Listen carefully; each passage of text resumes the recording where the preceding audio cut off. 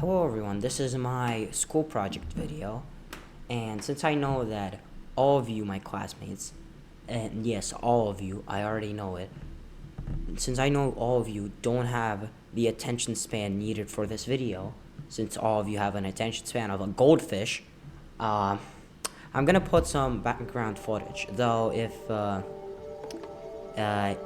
I'm not allowed to, I'm just gonna post a video where it's just a black screen and I'm just yapping for the whole time, just in case.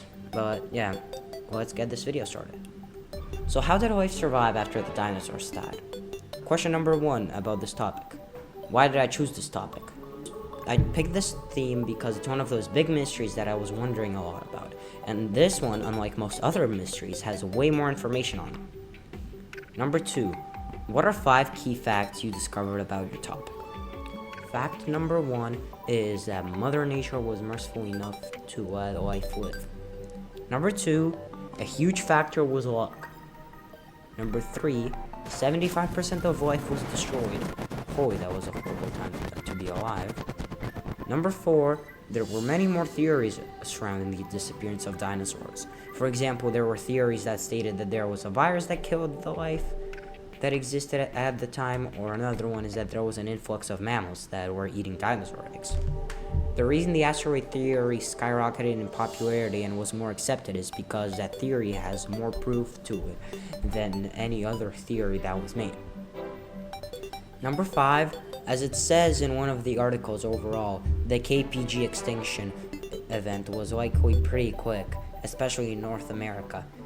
If the animals didn't immediately die from the heat flash, falling debris, or fires, they still had a rapidly crumbling food chain to contend with. The fires would have wiped out the main course for plant eaters, so they would have starved. Once the plant eaters died out, the meat eaters would have run out of food. Question number 3. What science concepts are involved in your topic? The dinosaur extinction and life surviving afterwards involve several key scientific concepts, including the impact of asteroid impacts, environmental changes, and the survival of certain species due to their adaptations. The effect of the KPG extinction is very similar to the effects of climate change, just at a way faster rate than the current climate change. So this gives us a little bit more insight on what we should do or prepare when climate change can become critical, which hopefully doesn't happen for another 1,000 years if we do something about it. Number 5. What are scientists currently doing in this area?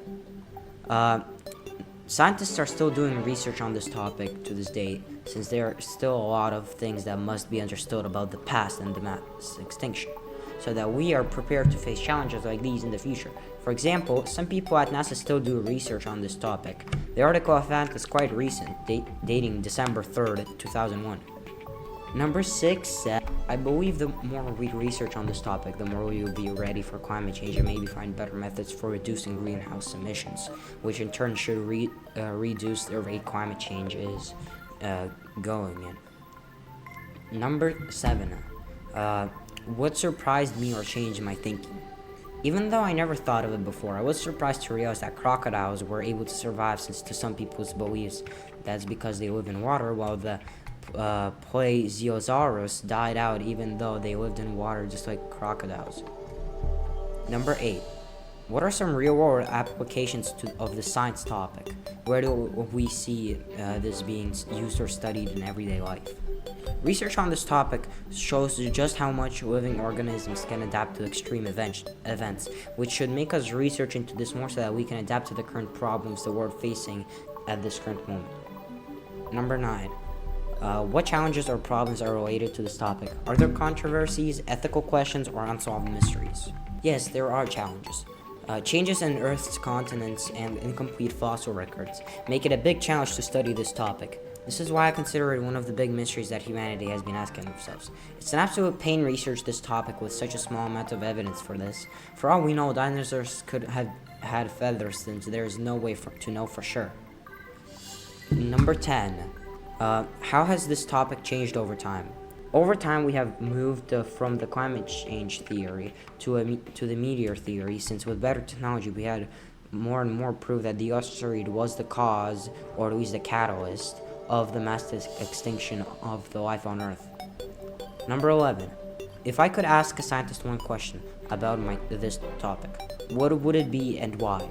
Since I'm no scientist, I am wondering how real scientists think about research of this topic, and if it's even worth for them to spend resources on, since we don't exactly know what this could gain us.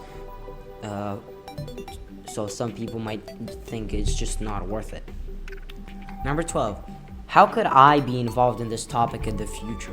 Would I want to study it more? Could it be a career path? In the future, I want to see how we as the human race can use all of this to our advantage in solving problems that we have caused for our planet. Also, I would want to know more about this topic since, as I said at the start, this topic is one of the ones I'm very interested in learning about. So I can't wait for there to be more info on this topic. This is the end of this video. Thank you for watching, and 6-7.